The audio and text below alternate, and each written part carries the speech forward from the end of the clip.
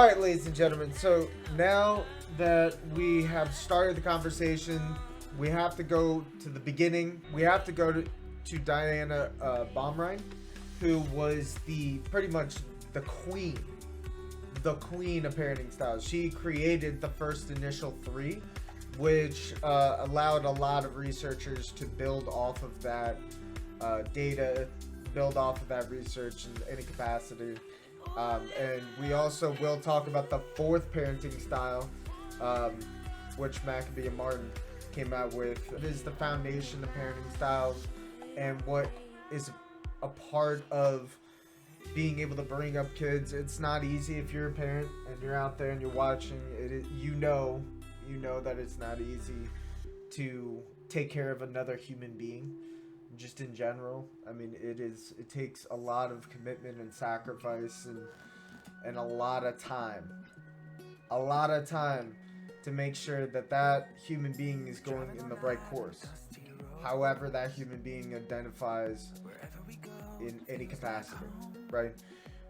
However, there is research that supports that certain parenting styles might have a better push towards a healthier outcome, right? So we will get into it, but again, we have to meet her herself, Diana Baumrind. She passed away just a few years ago, actually, not too long ago. 1927, goddamn. 91. Yeah, she lived a very long life, so she must have taken care of herself, and we can only hope that we do the same.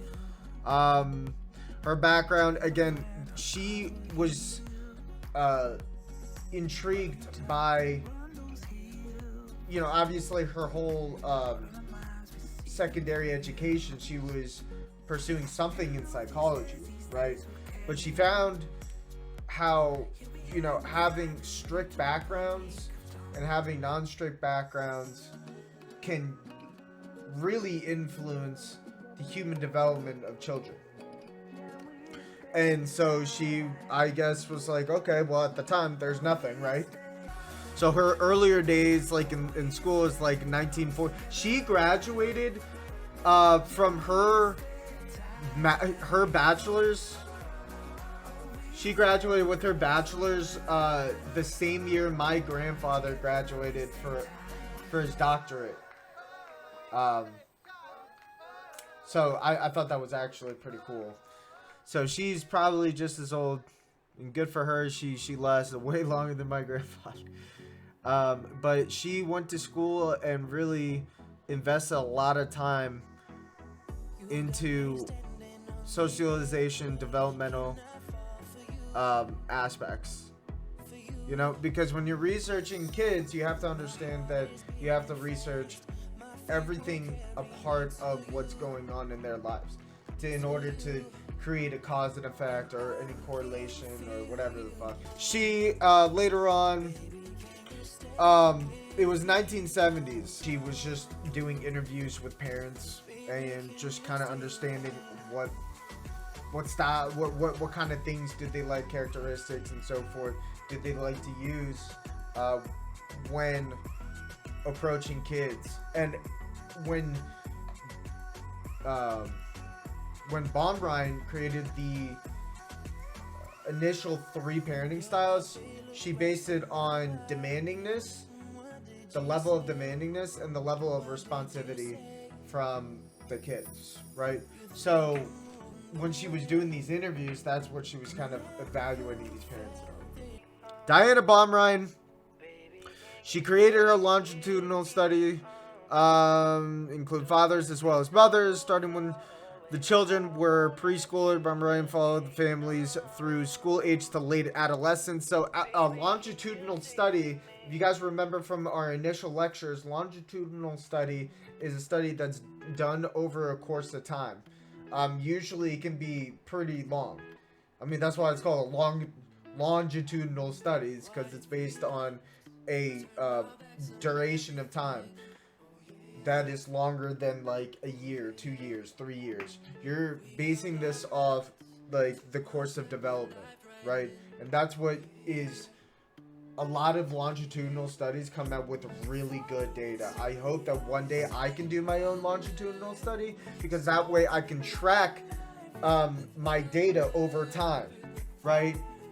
And that's why, you know, this set of 3 parenting styles is so well developed, is because it went through a long study to be developed. So Diana Baumrind did an excellent job at pursuing, you know, a theory for the long haul, rather than doing like a quick cross-sectional, cross-cohort study and saying, okay, here you go, on to the next one. Now this one, it's like the difference between Fortnite and like any Battlefield game, right? Fortnite, obviously it's a battle royale, it's 2 different types of games, but Fortnite is all about the content within the game.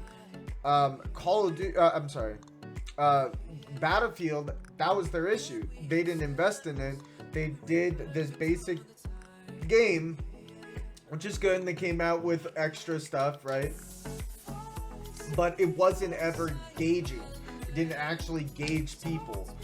But Fortnite, obviously, it's one of the most popular games in the history of gaming, right? Because of that content within, right? So it's the same concept. Allowing you to invest a lot of time in these longitudinal studies allow people to see how much of an impact the data has and how relatable it can be to every person's life, right? So moving on, she came out with this study and then found to be the more ideal parenting style, leading to more positive cognitive, social, and emotional development in children and adolescents. So there's 3 types of parenting styles that she came out with, okay? We're gonna move on here. So the first, okay. Alright, act like uninvolved is not there, because that's the 4th, and that was added in by Maccabee and Martin. So, authoritarian parenting. Let's take a look at it. Authoritarian parenting is all about creating boundaries, creating rules, that kids understand it along the way, that you learn it, that you adopt it, that it becomes you, right? You don't just learn it to learn something, it becomes your lifestyle. And that's the difference between authoritarian and authoritative, right? Authoritarians are very, very, very strict. Authoritatives are flexible and they work around the child and the child's needs, right? So authoritarian are the parents who are highly demanding but have low responsiveness. So to kind of clarify that, is that you want to make sure that you're thinking about yourself and you're not really considering the outcomes. You're just doing it because you feel like you have to do it as a parent, and that's more authoritarian. It's not really being flexible, it's not really hearing out from the child. It's really just thinking about, okay, what has worked for me in the past, and sometimes you see more of an authoritarian parenting from parents who do care about their kids, but sometimes have to work a lot, or sometimes are not there to like hang out with their kids a lot.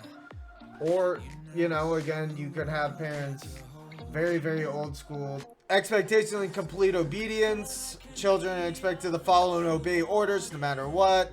Not very warm, intimate, or nurturing.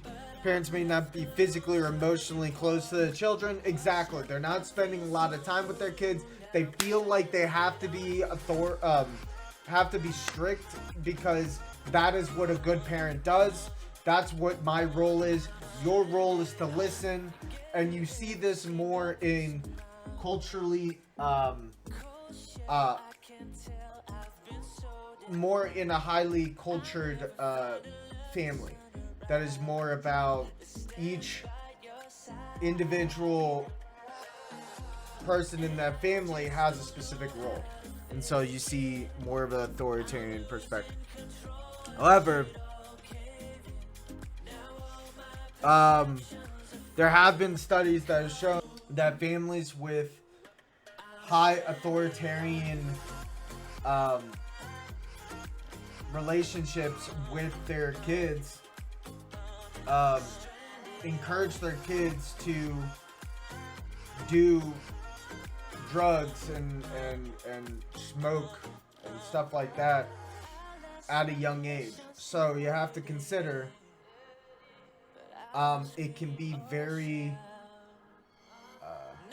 it can be a very sensitive situation if you're not listening to the child's needs, that you're going to encourage them to find an excessive amount of de-stress. And that, again, when you're a kid, when you're dealing with all those developmental issues and things that are going on within yourself, you might do something more risky, right? And you don't want to push kids to that direction. They need to be able to confide in you and ask for help. And authoritarians, their way of looking at things is that, if you're not doing something a certain way, there's something wrong with you. But that's not necessarily the case. It's just not bending to everybody's needs here. It's just like, this is how it is, and there's no complaining. More religious, it can be, yes. Being more about, ancestral love and being courteous to your parents and the older ones in the family.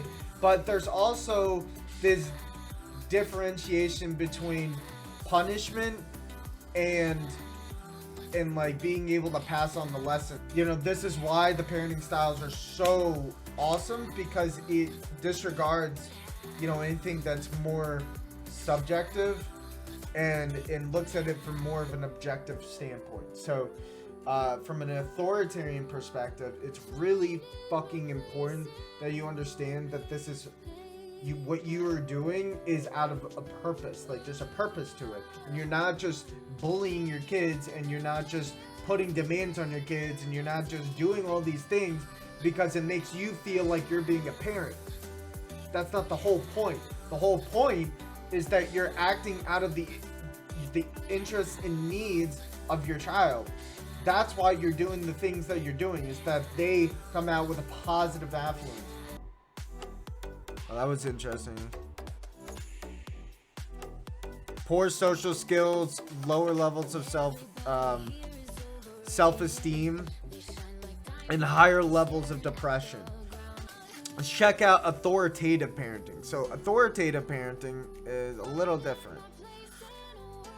And here, let me just kind of like show you. This is an article made by Thomas Lickena, and he created this this little article on Psychology Today about the differentiation between parenting styles, how they're evaluated, and what kind of effect they have on kids and child rearing.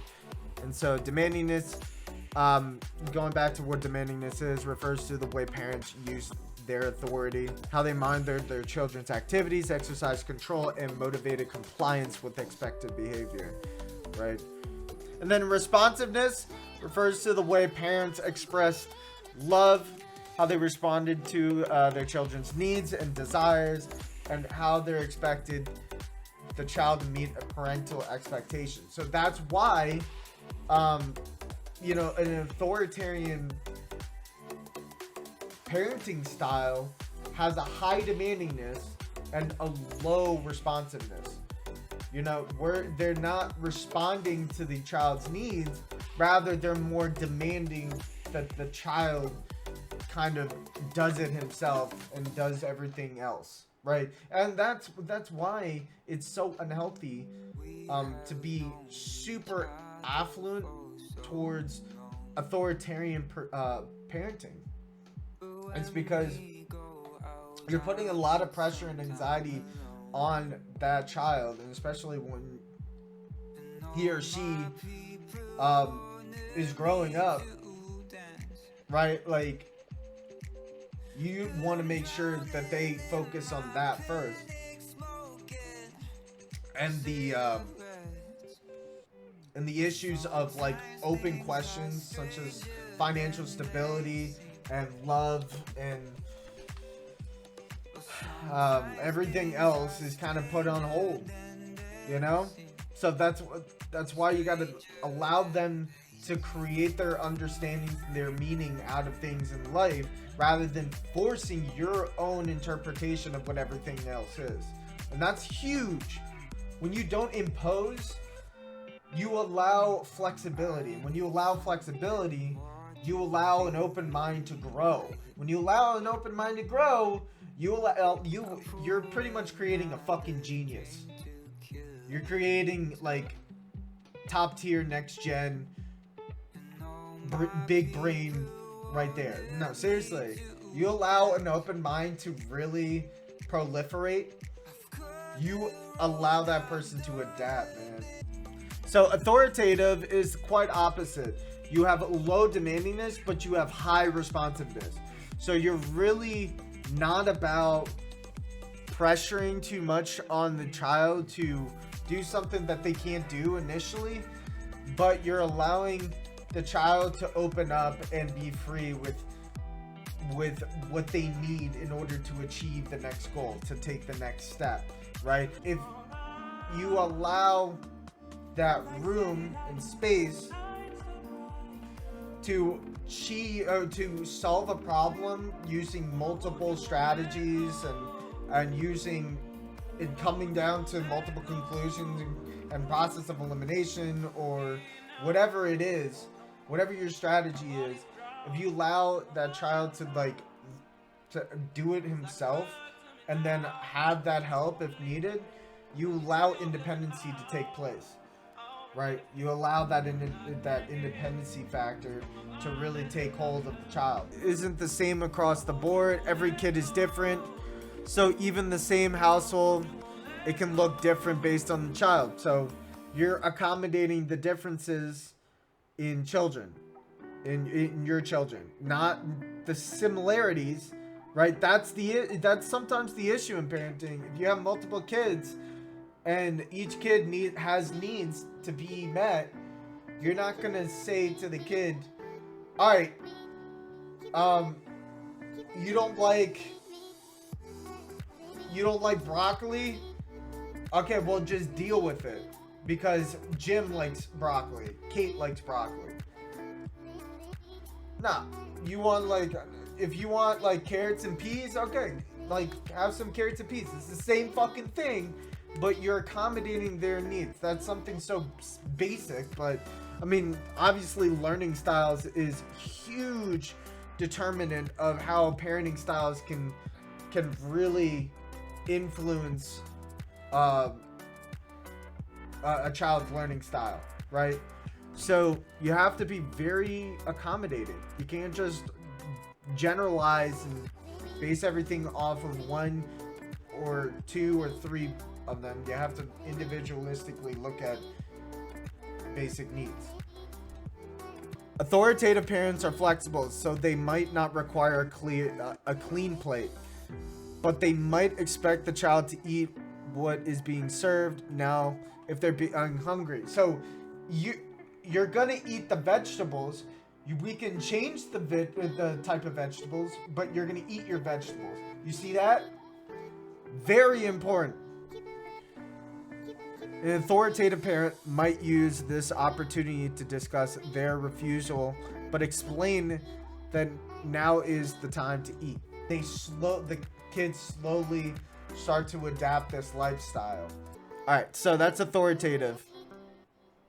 Permissive is the last of the initial 3 parenting styles that Baumrind created.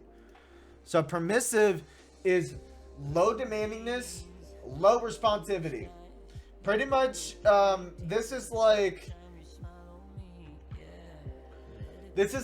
I'm gonna do fucking nothing if my kids are ripping down my shit and they're playing video games and they're not doing anything.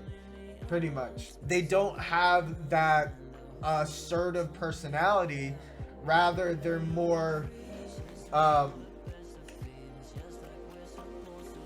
the passive ones. Yeah, exactly. How often have you heard that somebody's being passive or being permissive, right? So when you're being permissive, you have to understand that these individuals want the best for their kids. They do. They want their kids to be successes. And you know, that's what a parent always should want, right? Sometimes permissive parents don't really care, right? But they're still a part of that kid's life, right? You have to also consider that. Maccabee and Martin came out with the 4th parenting style, which is being uninvolved, right? Because you can still have parents involved with your life, even if they're not doing much, but you know, the amount of activity with those kids is on a spectrum, right? If we're to base this from 1 to 10 on like interactivity with kids, I would say this is like a 1, right? At least with authoritarian parenting, they're interacting by their demandingness, right? But they're not interacting with their responsiveness.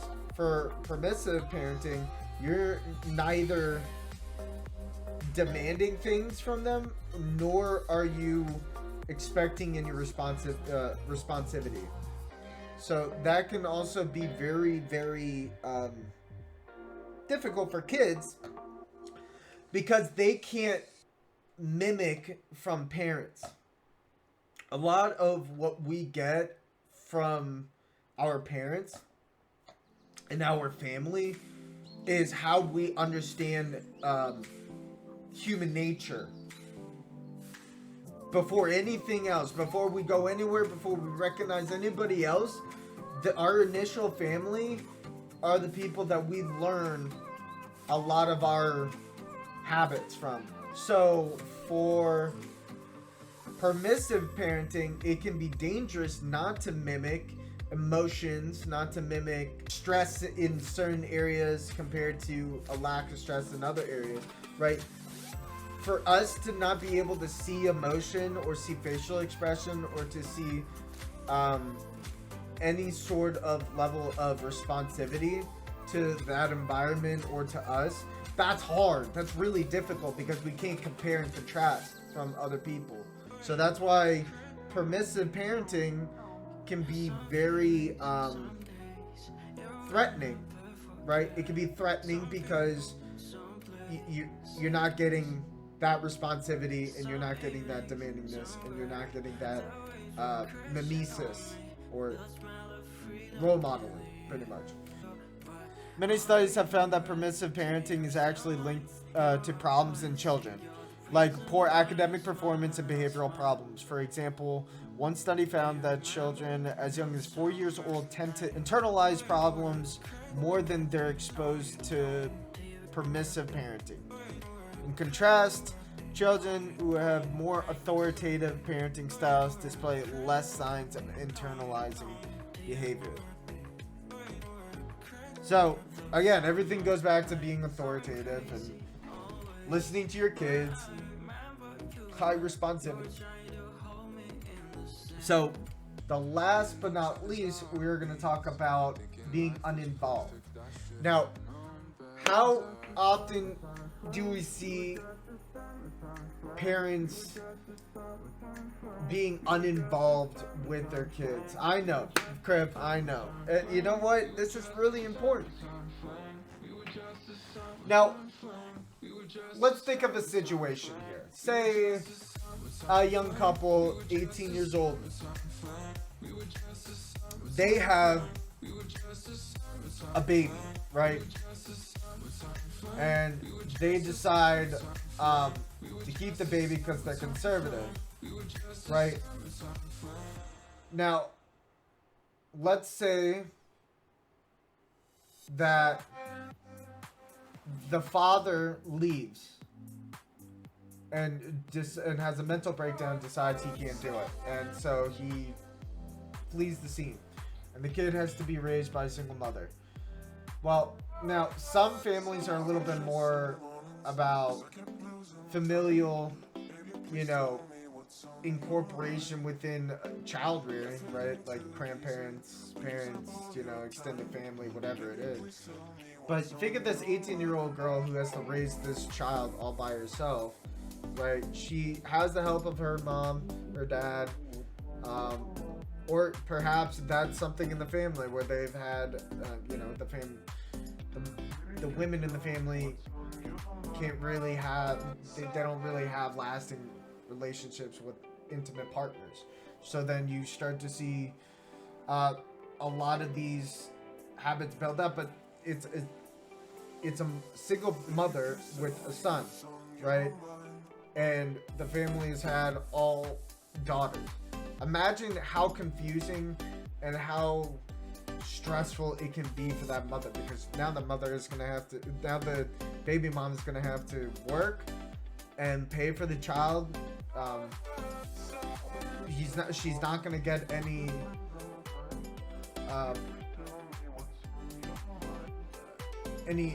from the husband because the husband fled.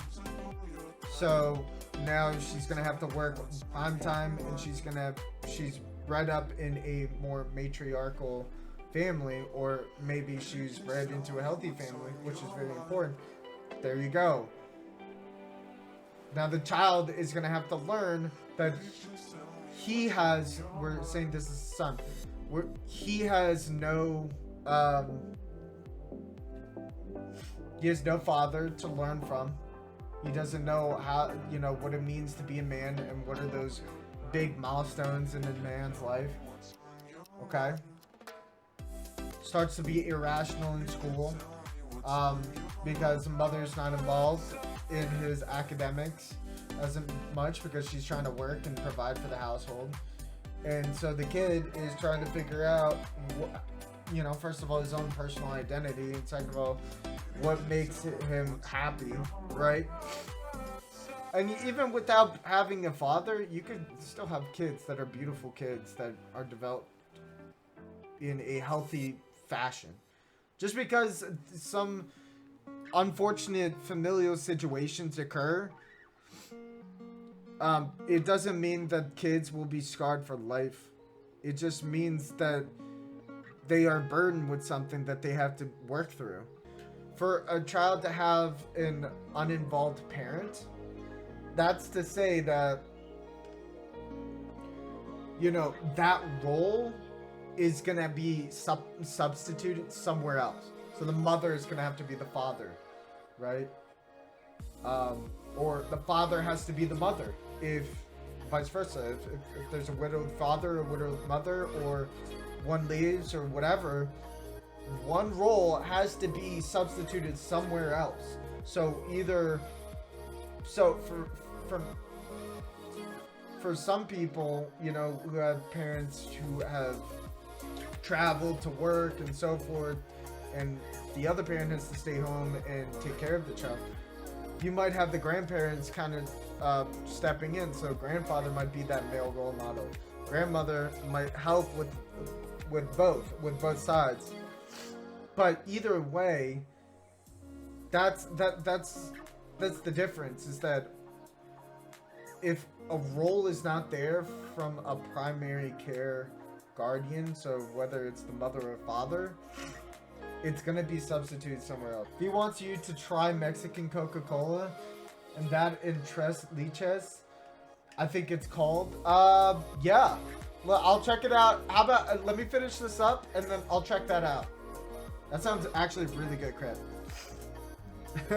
Like I could go for some. I actually had some juice today, some lemonade, organic lemonade. So Maccabee and Martin, they said that a family that is uninvolved can have you're more likely to have a negative consequence towards not having a parent there, or a role of a parent there. But it doesn't mean it means that the chances are high. The chances are high for that to happen, but it doesn't always lead to negative consequences. It just means that there's a high likability. I mean, this is why we, for a single mother, which we always hear about nowadays, that's why that role is so fucking important. Like, you have no idea how important being a single parent is to that child, because they are learning everything from you. Imagine being a single father and having to raise a daughter, or a single mother raising a son. It's tough, but you can get through it. And again, this goes back to being an authoritative parent, listening to your child's needs, responding to what they need rather than what you need to do to being a parent. It's not about your needs, it's about the child's needs. And that is what's important. That is what's very important. So when we talk about, let's talk about an example real quick. Let's talk about gaming. So let's talk about gaming and how gaming can be differentiated by parenting styles, or gaming habits can be differentiated by parenting styles. Alright, so gaming habits in correlation to parenting. So let's do this real quick. This is really good exercise.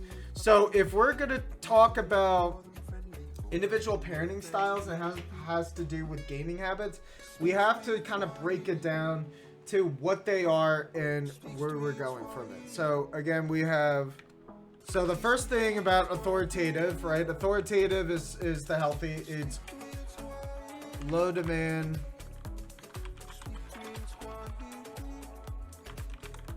and then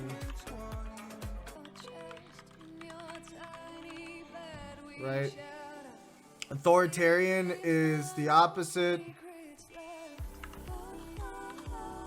High demand,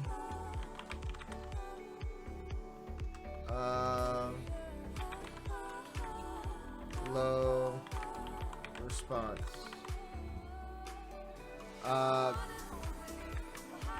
Permissive, low demand, low response, and then uninvolved, just not there.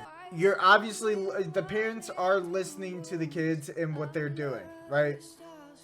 So when they see something they don't recognize, first of all, we have to expect that parents don't know how video games work. We have to kind of expect that parents don't really look into it.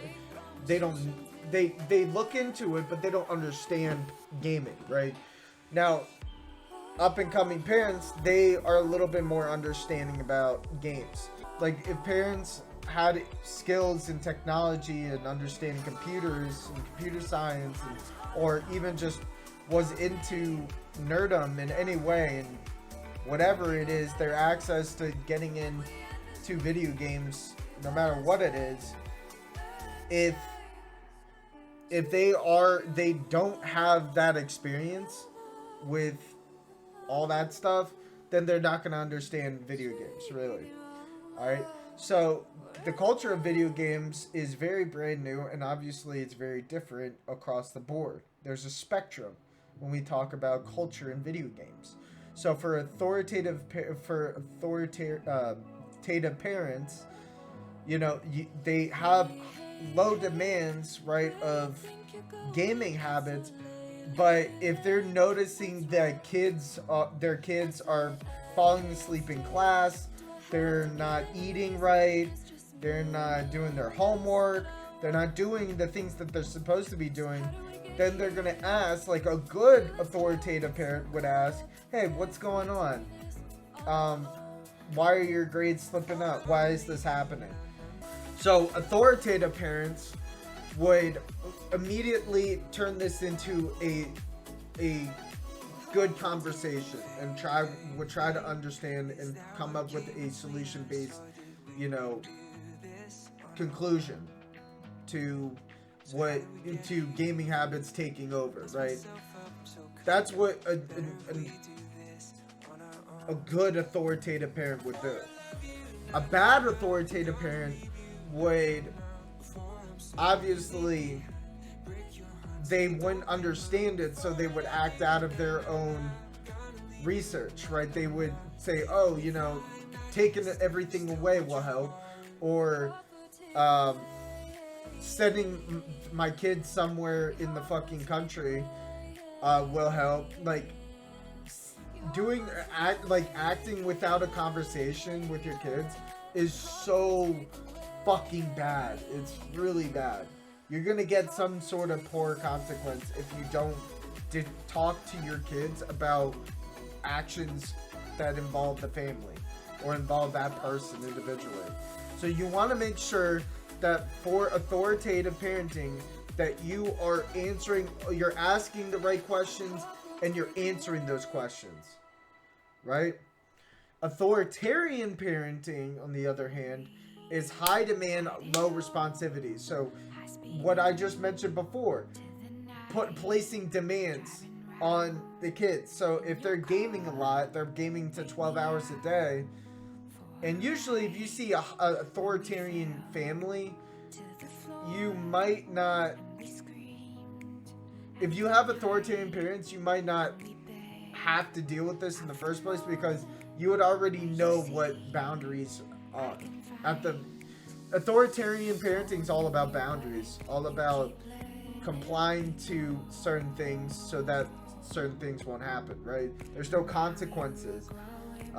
You're doing things because you know it's the right thing to do because this person told you this is the right thing to do. That's what authoritarianism is. So authoritarian parenting, in response to gaming habits, you're gonna take that away. You're gonna take the Xbox away. You're gonna hide it. You're going to you send them away. Or put them. Maybe a good authoritarian parent would do is send a kid to a counselor. Right. To just be like, "Hey, I don't know how to do this. I found a specialist. Here you go." That's probably the best way an authoritarian parent would handle an overconsumption of gaming. Permissive, on the other hand, you're not taking things away, you're not talking to them, you're just allowing them to game. And when you see gamers who are when you see that kids are spending way too much time, it's probably because they have permissive parents. And their parents are expecting the kids to figure out what their limits are. And when you're consistently tapping into your dopamine and your reward system, you don't have control over that. You don't know what that is. You don't know that your brain has this release of certain neurotransmitters that allow you to be extremely into gaming or extremely into working out or into gambling or into pornography. All the things you should know as a kid, but you don't know because parents forget to tell you, or maybe they don't know. So permissive parents and uninvolved parents probably would allow kids to keep going because uninvolved, you're not fucking there. And permissive, you're too introverted and passive to take a problem head on. So, yeah. So you'll just probably allow that kid to play whatever. And that's where addiction comes from, is not putting down any boundaries. You can combine authoritarian parenting, and permissive parenting. You can. You very much can. Authoritative parenting, it has to do with conversation. So obviously, being responsive towards your kids is very important. Authoritarian, having good demands, having strict boundaries, and having chores and things to do that are just kind of basic things you have to do in life, whether you receive a reward or not. It's still important to know how to do those things, and it comes from an authoritarian perspective. Permissive, sometimes you gotta let your kids figure it out. Sometimes you do need to allow your kids to go in and make their own conclusions out of things. They have to respond to their environment on their own. That's how you build independence, right? Authoritative parenting also builds independence, right? You don't need to have the demand, but the demand creates the boundaries. The responsivity also is very important. So to have high demand, high responsivity would be a little extreme because you're way too involved in that kid's life. If you had a medium involved demand, medium involved responsivity, then you're really balancing yourself out and you're trying to read the situation, what I've already done with my kid, what I might need to work on with my kid, and so forth.